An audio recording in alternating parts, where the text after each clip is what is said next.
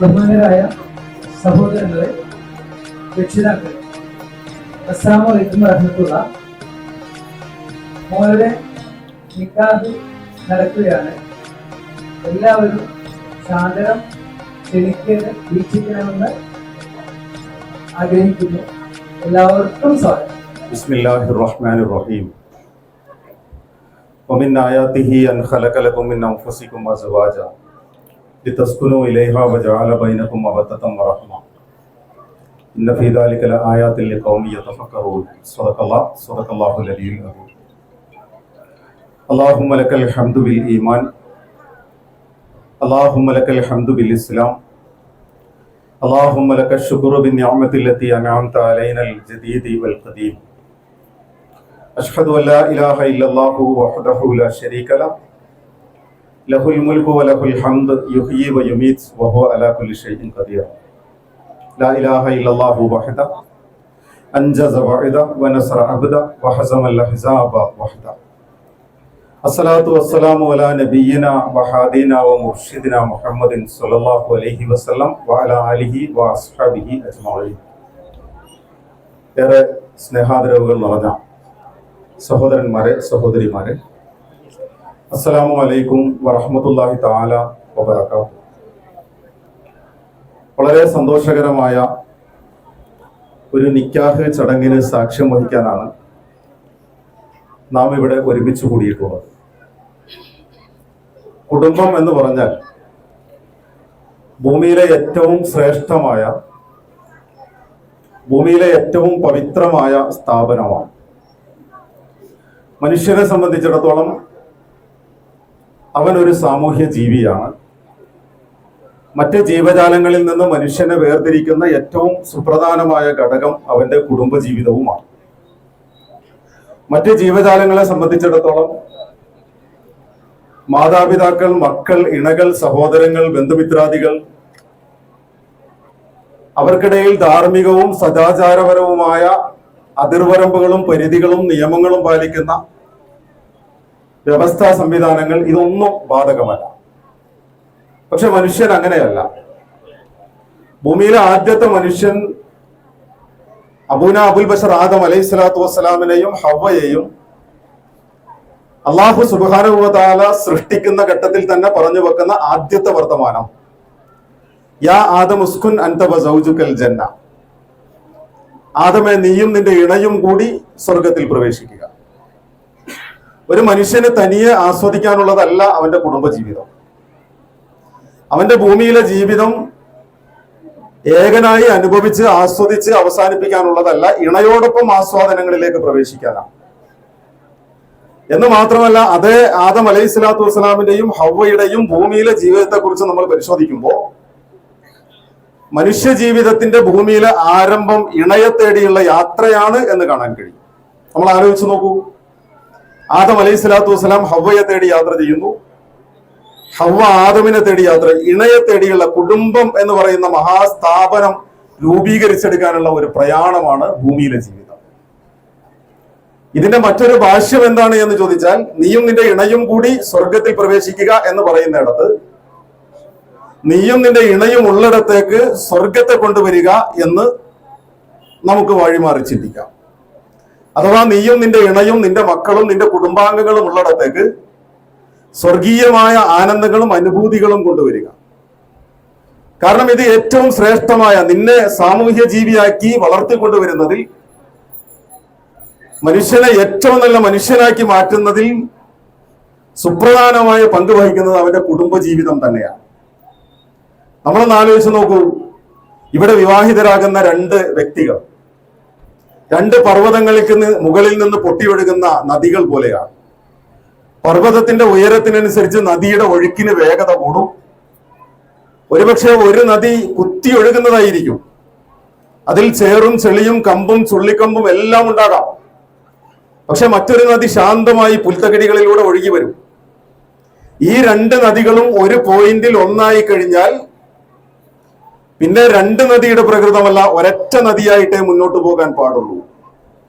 ഒരൊറ്റ നദിയായി മാറുന്ന വിസ്മയമാണ്. അതുകൊണ്ടാണ് വിശുദ്ധ ഖുർആൻ വമിൻ ആയാതിഹി അൻ ഖലഖ ലക്കും മിൻ അൻഫുസികും അസ്വാജ അള്ളാഹുവിന്റെ ദൃഷ്ടാന്തങ്ങളിൽപ്പെട്ടതാണ് നിങ്ങളിൽ നിന്ന് തന്നെ നിങ്ങൾക്കുള്ള ഇണകളെ സൃഷ്ടിച്ചു എന്ന് പറയുന്നത്.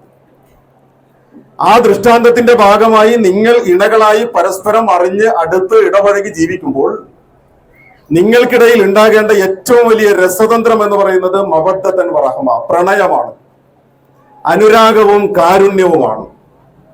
ഇണകൾക്കിടയിൽ നിന്ന് അനുരാഗവും കാരുണ്യവും ചോർന്നുപോയി കഴിഞ്ഞാൽ ആ കുടുംബം വസന്തം പടിയിറങ്ങിപ്പോയ പൂന്തോട്ടം പോലെയാണ്. വസന്തം പടിയിറങ്ങിപ്പോയ പൂന്തോട്ടത്തിൽ എന്ത് പൂക്കളാണ് പുഷ്പിക്കുക?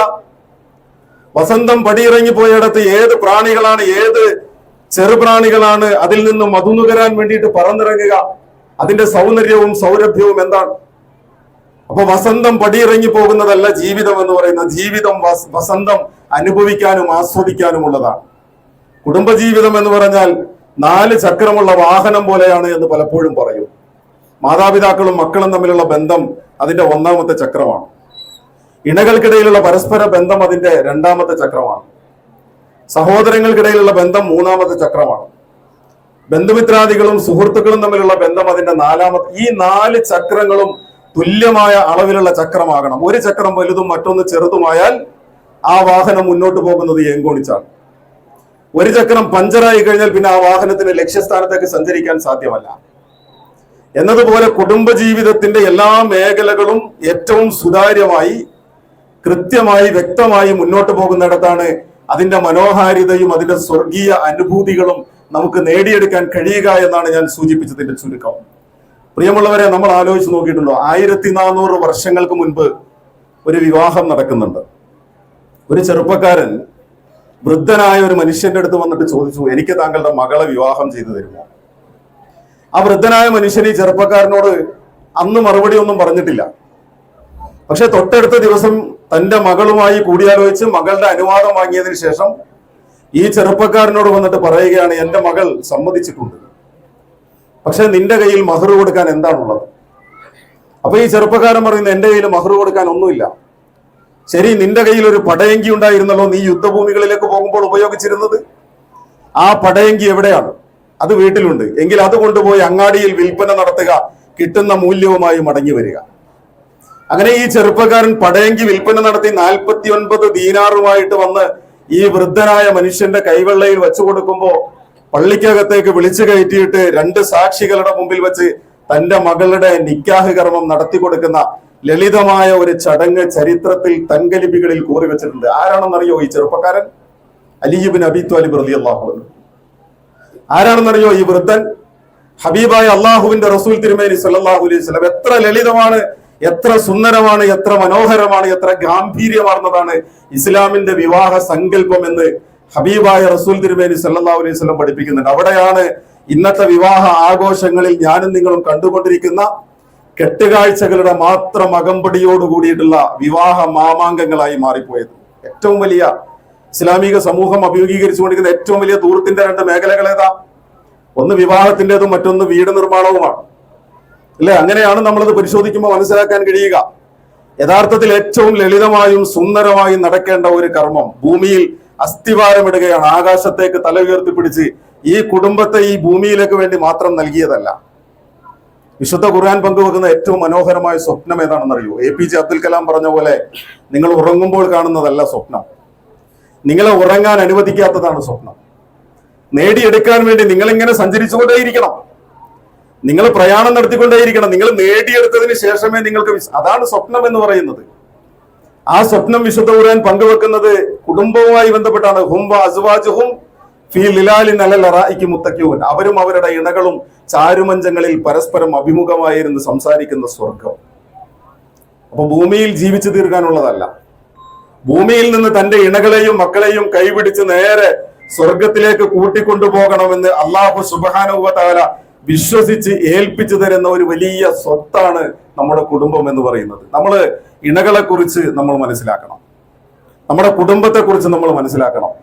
പ്രിയപ്പെട്ട എന്റെ പുരുഷന്മാരായ സഹോദരങ്ങളോട് എനിക്ക് സൂചിപ്പിക്കാനുള്ളത്, ഗാന്ധിജി ഒരിക്കൽ റെയിൽവേ സ്റ്റേഷനിൽ വെച്ചിട്ട് അദ്ദേഹത്തിന്റെ മകൻ ഹരിലാലിനെ കണ്ടുമുട്ടുന്നുണ്ട്. അപ്പൊ ഹരിലാലിന്റെ കയ്യിൽ ഒരു ഓറഞ്ച് ഉണ്ടായിരുന്നു. ഈ ഓറഞ്ച് ഹരിലാൽ തന്റെ അമ്മയായ കസ്തൂർബക്ക് കൊടുക്കുകയാണ്. അപ്പൊ ഗാന്ധിജി ചോദിച്ചു, മോനെ എനിക്കില്ലേ? പാപ്പമാര് സാധാരണ ചോദിക്കുമല്ലോ മക്കളോട്. മോനെ എനിക്കല്ലേ, നീ എന്റെ അമ്മക്ക് മാത്രം കൊടുത്തത് എന്ന് ചോദിച്ചു. അതിന് ഈ മകൻ പറഞ്ഞു കൊടുത്ത ഒരു മറുപടി ഉണ്ട് ഗാന്ധിജിയോട്. ഗാന്ധിജിയോട് മകൻ പറയുന്നത്, നിങ്ങൾ ജീവിതത്തിൽ എന്തെങ്കിലുമൊക്കെ ആയിട്ടുണ്ടെങ്കിൽ അത് ഈ സ്ത്രീയുടെ പ്രാർത്ഥനകളാണ്. നിങ്ങൾ ജീവിതത്തിൽ എവിടെയെങ്കിലുമൊക്കെ എത്തിപ്പെട്ടിട്ടുണ്ടെങ്കിൽ അത് ഈ സ്ത്രീയുടെ പ്രാർത്ഥനകളാണ്. നമ്മൾ ആലോചിച്ച് നോക്കൂ, നമ്മുടെ ഇണകളും നമ്മളറിയാതെ നമുക്ക് വേണ്ടി പ്രാർത്ഥിക്കുന്ന രണ്ട് കൂട്ടരേ ഉള്ളൂ, നമ്മുടെ മാതാപിതാക്കളും നമ്മുടെ ഇണകളും. നമ്മൾ വീടുകളിൽ നിന്ന് പോയാൽ നമ്മുടെ ജീവിതായോധന മാർഗങ്ങളിൽ നമ്മൾ വ്യവഹരിക്കുമ്പോൾ നമുക്ക് വേണ്ടി പ്രാർത്ഥിച്ചുകൊണ്ടേയിരിക്കുന്ന നമ്മുടെ ഇണകൾ ഉണ്ടാകും. അത്ര വലിയ കരുതലാണ് അവർക്ക്. ആ ഇണകളെ കുറിച്ച് നമ്മൾ തിരിച്ചറിയണം. അതുപോലെ തന്നെ എന്റെ പ്രിയമുള്ള സ്ത്രീകളോട്, സ്ത്രീ സഹോദരിമാരോട് എനിക്ക് സൂചിപ്പിക്കാനുള്ളത്, നമ്മുടെ ഭർത്താക്കന്മാരെ കുറിച്ച് അള്ളാഹുവിന്റെ റസൂൽ തിരുമേനി സല്ലല്ലാഹു അലൈഹി വസല്ലം ഒറ്റ വാക്കേ ഞാൻ സൂചിപ്പിക്കുന്നുള്ളൂ. ഹബീബായ റസൂലുള്ളാഹി സല്ലല്ലാഹു അലൈഹി വസല്ലം തിരുമേനി പറയുന്നുണ്ട്, പ്രിയമുള്ളവരെ, ഞാൻ സൂചിപ്പിച്ചു വന്നത് എന്റെ പ്രിയമുള്ള സഹോദരിമാരോട് പറഞ്ഞു വെക്കാനുള്ള വിഷയം, അള്ളാഹുവിന്റെ റസൂൽ തിരുമേനി സല്ലല്ലാഹു അലൈഹി വസല്ലം നമ്മുടെ ഭർത്താക്കന്മാരെ കുറിച്ച് ഭാര്യമാരോട് പറഞ്ഞു കൊടുക്കുന്ന ഒരു വർത്തമാനം. ഭൂമിയിൽ അള്ളാഹു സുബ്ഹാനഹു വ തആല ആർക്കെങ്കിലും ആരുടെയെങ്കിലും മുമ്പിൽ സുജൂദ് ചെയ്യാൻ അനുവദിക്കുമായിരുന്നെങ്കിൽ, അങ്ങനെ ഒരു അനുവാദം അള്ളാഹു സുബ്ഹാനഹു വ തആല ആർക്കും നൽകുകയില്ല. പക്ഷെ റസൂൽ തിരുമേനി സല്ലല്ലാഹു അലൈഹി വസല്ലം പറയുന്നു, ആർക്കെങ്കിലും അള്ളാഹു സുബ്ഹാനഹു വ തആല അങ്ങനെ നൽകുമായിരുന്നെങ്കിൽ അത് ഭർത്താക്കന്മാരുടെ മുമ്പിൽ ഭാര്യമാർക്കാകുമായിരുന്നു. അത്ര വലിയ ഒരു സ്ഥാനം, അത്ര വലിയ പവിത്രമായ ഒരു സ്ഥാനം ആ ഭാര്യ ഭർത്താക്കന്മാർക്കിടയിൽ ഉണ്ട് എന്ന് അള്ളാഹുവിന്റെ റസൂൽ തിരുമേനി സല്ലല്ലാഹു അലൈഹി വസല്ലം പഠിപ്പിക്കുകയാണ്. ഞാൻ ദീർഘമായി സംസാരിക്കുന്നില്ല, ഞാൻ അവസാനിപ്പിക്കുകയാണ്. അവസാനിപ്പിച്ചുകൊണ്ട് എനിക്ക് സൂചിപ്പിക്കാനുള്ളത്, വിശുദ്ധ ഖുർആൻ നേരത്തെ പറഞ്ഞ ആ ഒരു മനോഹരമായ സ്വപ്നമുണ്ടല്ലോ, നമ്മൾ സ്വർഗത്തിലേക്ക് ഇങ്ങനെ നമ്മുടെ ഇണകളും നമ്മുടെ മക്കളും നമ്മുടെ സഹോദരങ്ങളും ഒക്കെയായി കൈപിടിച്ചു പോകുന്ന കുടുംബം എന്ന് പറയുന്ന സാക്ഷാത്കാരം. ആ സാക്ഷാത്കാരം നേടിയെടുക്കാനായിരിക്കണം നമ്മുടെ കുടുംബങ്ങളെ നാം ചേർത്ത് നിർത്തുന്നത്, നാം പരിപാലിക്കുന്നത് എന്ന ഉത്തമ ബോധ്യം നമുക്ക് ഉണ്ടാകേണ്ടതുണ്ട്. അതോടൊപ്പം വിശുദ്ധ ഖുർആൻ നേരത്തെ പറഞ്ഞതുപോലെ മവദ്ദത്തൻ വ റഹ്മ, ഈ ഒരു പ്രണയവും അനുരാഗവും കാരുണ്യവും ഒക്കെ ജീവിതത്തിൽ നിന്ന് ചോർന്നു പോയി കഴിഞ്ഞാൽ അവിടെ പിന്നെ നമ്മുടെ കുടുംബജീവിതം ഊഷരമാണ്, നമ്മുടെ കുടുംബജീവിതം മരുഭൂമികളാണ്. അങ്ങനെ നഷ്ടപ്പെട്ടു പോകാതിരിക്കാനുള്ള കരുതൽ അത് നമ്മുടെ കുടുംബങ്ങളിൽ ഉണ്ടാകണമെന്നാണ് പ്രിയമുള്ള സഹോദരങ്ങളോട് ഈ സന്ദർഭത്തിൽ വസിയത്ത് ചെയ്യാനുള്ളത്. അതോടൊപ്പം ഏറെ സന്തോഷകരമായ ഒരു സംഗതി, സാധാരണ നിക്കാഹുകളിൽ നിന്ന് വ്യത്യസ്തമായി ഇവിടെ വരൻ സഹോദരൻ ഷിയാസ് സ്വന്തമായി തന്നെ, അതുപോലെ തന്നെ പെൺകുട്ടിയുടെ പിതാവ് നാസർ മാഷും സ്വന്തമായി തന്നെ പറഞ്ഞ് നിക്കാഹ് നടത്താമെന്നുള്ള വളരെ മനോഹരമായ ഒരു മാതൃക കൂടി ഈ സദസ്സിന്റെ മുമ്പിൽ പങ്കുവെക്കുന്നുണ്ട്. അല്ലാഹു സുബ്ഹാനഹു വ തആല അവരെ അനുഗ്രഹിക്കുമാറാകട്ടെ. ഇവിടെ വിവാഹിതരാകുന്ന വധൂവരന്മാർക്ക് റബ്ബ് സുബ്ഹാനഹു വ തആല ദീർഘായുസ്, നല്ല ഐശ്വര്യപൂർണമായ സന്തോഷകരമായ കുടുംബജീവിതം നൽകി അനുഗ്രഹിക്കുമാറാകട്ടെ. ബാറകല്ലാഹു ലക്കുമാ വ ബാറക അലൈക്കുമാ വ ജമഅ ബൈനകുമാ ഫീ ഖൈറിൻ വ ലുത്ഫിൻ വ ആഫിയ. റബ്ബനാ തഖബ്ബൽ മിന്നാ ഇന്നക അൻതസ് സമീഉൽ അലീം വ തുബ് അലൈനാ ഇന്നക അൻതത് തവ്വാബുർ റഹീം. റബ്ബനാ ആതിനാ ഫിദ് ദുനിയാ ഹസന വ ഫിൽ ആഖിറതി ഹസനതൻ വ ഖിനാ അദാബന്നാർ. വ ആഖിറു ദുആഇ അൽഹംദുലില്ലാഹി റബ്ബിൽ ആലമീൻ. 35 ഗ്രാം മഹർ നൽകിക്കൊണ്ടാണ് നിക്കാഹ് കർമ്മം നടക്കുന്നത്. ചേർത്ത് പിടിച്ചു.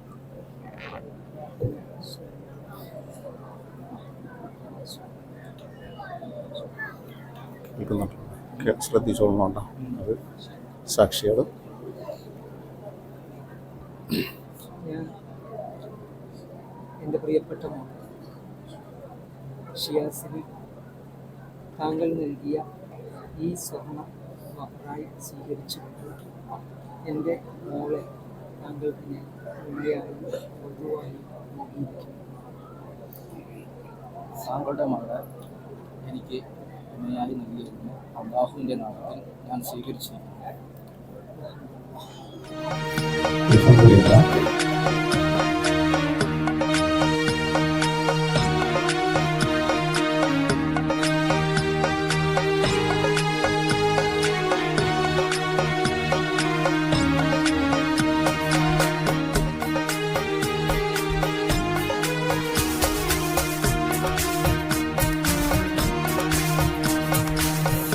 അൽഹംദുലില്ലാഹ് ഹംദൻ യുവാഫി നിഅമഹു വയുകാഫി മസീദ.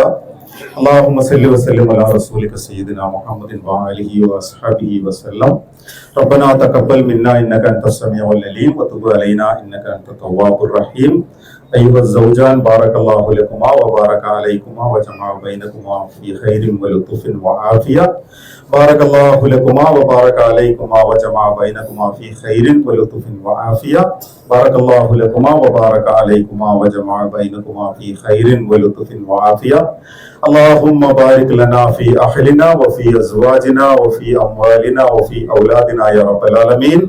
ربنا هب لنا من أزواجنا وذرياتنا قرة أعين واجعلنا للمتقين إماما. ربنا تقبل منا دعاءنا يا رب العالمين. അള്ളാഹുവെ, ഞങ്ങൾക്കിടയിൽ നിന്ന് വിവാഹിതരാകുന്ന ഈ പ്രിയപ്പെട്ട ദമ്പതികളെ നീ അനുഗ്രഹിക്കണേ തമ്പുരാനെ. അള്ളാഹുവെ, അവരുടെ ജീവിതത്തിൽ, കുടുംബ ജീവിതത്തിൽ ഖൈറും ബറക്കത്തും റഹ്മത്തും നീ വർദ്ധിപ്പിച്ചു കൊടുക്കണേ തമ്പുരാനെ. അള്ളാഹുവെ, പരമകാരുണ്യവാനായ നാഥ, ഞങ്ങളുടെ എല്ലാവരുടെയും കുടുംബ ജീവിതത്തിൽ അനുഗ്രഹങ്ങളെ നീ നൽകണേ നാഥ. സ്നേഹവും കാരുണ്യവും വർദ്ധിപ്പിച്ചു തരണേ തമ്പുരാനെ. ഞങ്ങളുടെ ഇണകളിൽ, മക്കളിൽ, സഹോദരങ്ങളിൽ ഞങ്ങൾക്ക് നീ കൺകുളിർമയും സന്തോഷവും സമാധാനവും നിലനിർത്തി തരണേ റഹ്മാനെ. അള്ളാഹുവെ, നിന്റെ സന്നിധിയിലേക്ക്, നിന്റെ സ്വർഗീയാനന്ദങ്ങളിലേക്ക്, വിജയത്തിലേക്ക് കൈപിടിച്ചു കൊണ്ടുവരാൻ കഴിയുന്ന നല്ല കുടുംബങ്ങളാക്കി ഞങ്ങളുടെ കുടുംബങ്ങളെ നീ പരിഗണിക്കണേ റഹ്മാനെ. അള്ളാഹുവെ, ഞങ്ങളിൽ നിന്ന് സംഭവിച്ചു പോകുന്ന വീഴ്ചകളെ നീ പുറത്തു തരണേ റഹ്മാനെ. ഞങ്ങളുടെ കുടുംബങ്ങളിൽ ഉണ്ടാകുന്ന ചെറിയ ചെറിയ പ്രശ്നങ്ങളെ നീ ഞങ്ങൾക്ക് ലഘൂകരിച്ച് പരിഹരിച്ചു തരണേ റഹ്മാനെ. അള്ളാഹുവെ, ഞങ്ങളുടെ കുടുംബങ്ങളിൽ വൃദ്ധരായ മാതാപിതാക്കളിൽ, രോഗികളായ ആളുകളിൽ നിന്റെ ഐശ്വര്യം നീ പ്രദാനം ചെയ്യണേ തമ്പുരാനെ. രോഗികൾക്ക് നീ ശിഫയും ശമനവും നൽകണേ റഹ്മാനെ. യാ ഷാഫി അൽ അംറാൽ, പടച്ചവനെ, ഞങ്ങളുടെ സഹോദരങ്ങൾക്ക് നീ ഐശ്വര്യം പ്രദാനം ചെയ്യണേ തമ്പുരാനെ. ഞങ്ങളുടെ കുടുംബ ജീവിതത്തെ നീ അനുഗ്രഹിച്ച് സ്വർഗത്തിലേക്ക് കൈപിടിച്ച് നയിക്കാൻ കഴിയും വിധത്തിലുള്ള വിജയകരമായ കുടുംബ ജീവിതമാക്കി തരണേ റഹ്മാനെ. റബ്ബനാ തഖബ്ബൽ മിന്നാ ദുആഅനാ വസ്സലാത്തനാ വഖിയാമനാ വറുകൂഅനാ വസുജൂദനാ യാ റബ്ബൽ ആലമീൻ. റബ്ബനാ ഹബ് ലനാ മിൻ അസ്വാജിനാ വദുരിയാതിനാ ഖുറത അയുനിൻ വജഅൽനാ للمتقين إماما. ربنا آتنا في الدنيا حسنة وفي الآخرة حسنة وقنا عذاب النار. آمين آمين برحمتك يا أرحم الراحمين.